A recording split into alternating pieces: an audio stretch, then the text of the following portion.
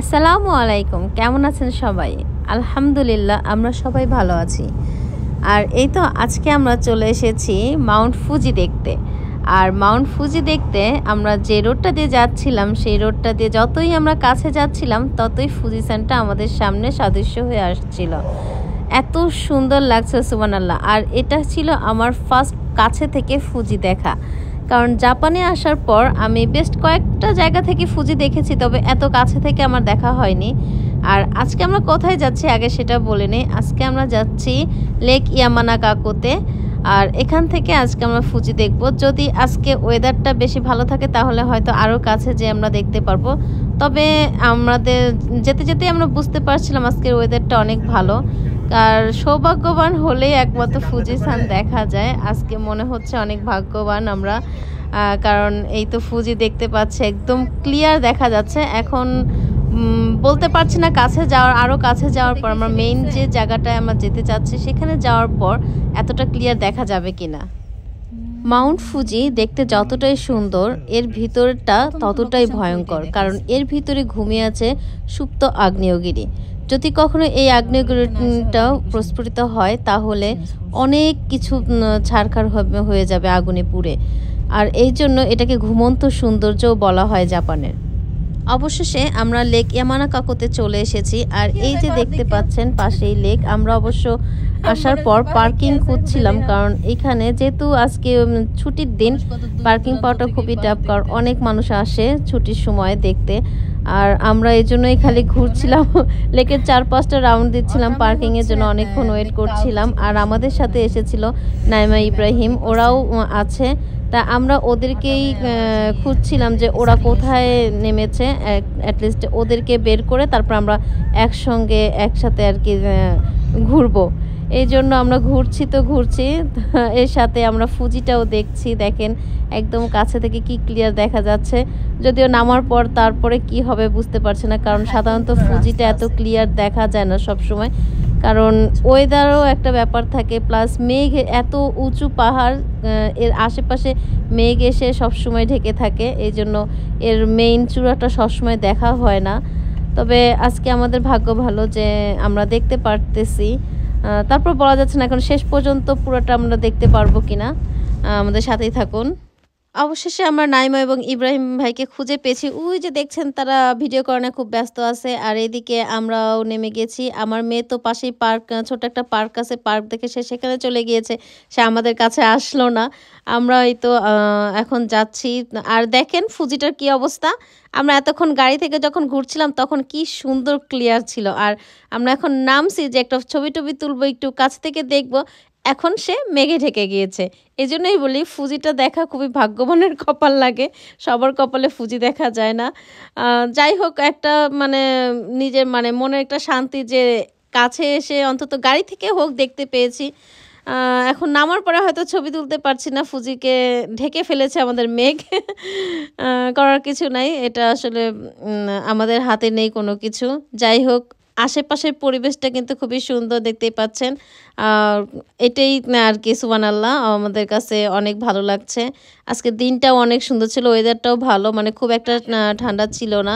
আমরা তো মোটামুটি সবাই জ্যাকেটই খুলে ফেলছি, মানে এত সুন্দর ওয়েদার দেখে। শীত থাকলে তো অবশ্যই জ্যাকেট পরতে হয়, আর শীতটা কম থাকলে আর জ্যাকেটের দরকার হচ্ছে না। তো এই তো আমরা সবাই একটু হাঁটাহাঁটি করছি, একটু দেখছি। আমরা কালকে রাত 1টা বাজে রান্না করছি বিরিয়ানি, সেই বিরিয়ানি নিয়ে এসে এখন এই যে ফুজি সানের সামনে বসে খাবো বিরিয়ানি।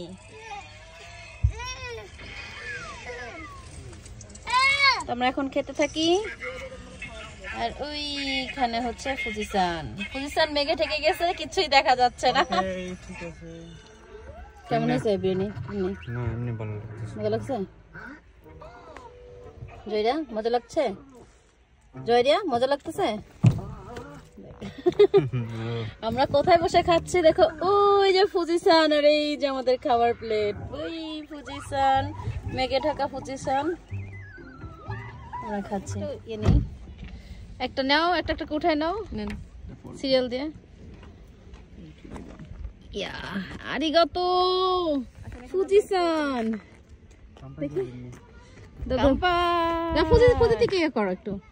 আর এদিকে আনেন না না না না এদিকে এই সবাই। একসাথে একসাথে এদিকে আনেন রূপা পারো কাছে আসেন আরো কাছে আসেন এদিকে আসেন তুমি একটু কাছে আনো আরো কাছে আনো ওকে ইয়েস রেডি খাও চা খাও ফুজি তো দেখাই যাইতেছে না যে ফুজি দেখবো আর খাবো। আমাদের আস্তে আস্তে যেহেতু দেরি হয়ে গিয়েছে, মানে দেরি বলতে দুপুর হয়ে গিয়েছে, আমরা সকালে ব্রেকফাস্টটা গাড়িতেই করেছিলাম রোডে।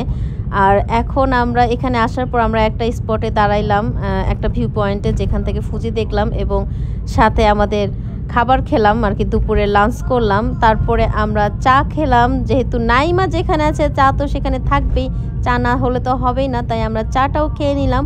আর এখন চা খেয়ে আমরা এই লেকের আর একটা পয়েন্টে আমরা যাচ্ছি, কারণ এই লেকটা এত বড়, পায়ে হেঁটে ঘোরা কখনোই পসিবল না।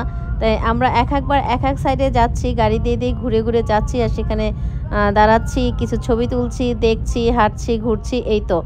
আর আপনাদেরকেও সাথে শেয়ার করছি। এই দেখেন কি সুন্দর লেক, আর এই দেখেন ফুজিটার কি অবস্থা, এখন একটু দেখা যাচ্ছে না, পুরাই মেঘে ঢেকে গিয়েছে।